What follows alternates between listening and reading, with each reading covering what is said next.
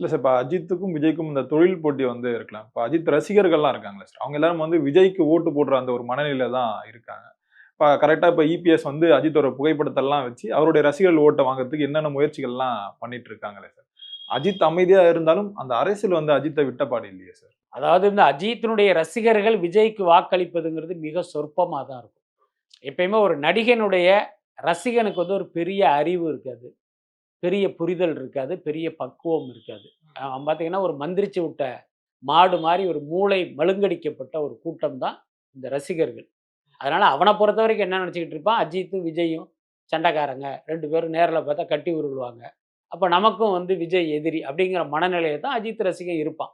ரொம்ப பக்குவப்பட்ட, ரொம்ப மெச்சூர்டான ஆட்கள் ரொம்ப கம்மி. இப்ப நமக்கே நெறைய பேர் கமெண்ட்ஸ் எல்லாம் போடுவாங்க.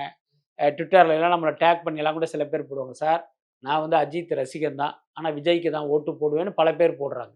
ஆனா அது ரொம்ப சொற்பம் தான். மத்தபடி பெரும்பாலான ரசிகர்கள் இந்த தேர்தல்ல வந்து விஜய வந்து ஒழிச்சு கட்டணும் அப்படிங்கிற எண்ணம் உள்ளவர்கள் தான். அதுல மாற்றம் இல்ல. அதனால அஜித் ரசிகர்களுடைய வாக்கு எனக்கு தெரிஞ்சு விஜய்க்கு கிடைக்கிறதுக்கு வாய்ப்பு இல்ல. இப்ப விஜய்க்கு இந்த வாக்குகள் கிடைக்கலன்னா, இது யாரு பக்கம் வரணும் அப்படிங்கிறதுல திமுகக்கும், அதிமுகக்கும் ஒரு பெரிய போட்டியே இருக்கு. அதில் ஒன்று தான் இப்ப எடப்பாடி கலந்துக்கிற இதுல அஜித் இருக்கிற மாரியான ஒரு ஃபோட்டோ காட்டப்பட்டது. இது உண்மையா? பொய்யா?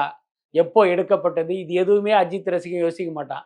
எடப்பாடி பக்கத்துல நம்ம தல இருக்கா, அப்ப நம்ம ஓட்டு எடப்பாடிக்கு தான்னு அவன் முடிவு பண்ணிருவான். ஆனா இதுக்கு இடையில திமுக வந்து ஸ்மார்ட்டா ஒரு மூவ் பண்ணாங்க. அது நடக்கல. என்னன்னா, அஜித்துடைய கால் ஷீட்ட ரெட் ஜெயன்ட் நிறுவனம் ட்ரை பண்ணாங்க. இன்னொரு பக்கம் சன் பிக்சர்ஸ் ட்ரை பண்ணாங்க.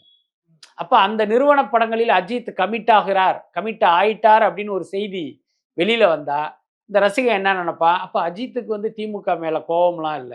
அவர் திமுகவுக்கு ஆதரவானவர் தான். அப்ப நம்மளும் அவங்களுக்கு ஓட்டு போடுவோம்னு ஒரு முடிவுக்கு வந்திருப்பான்.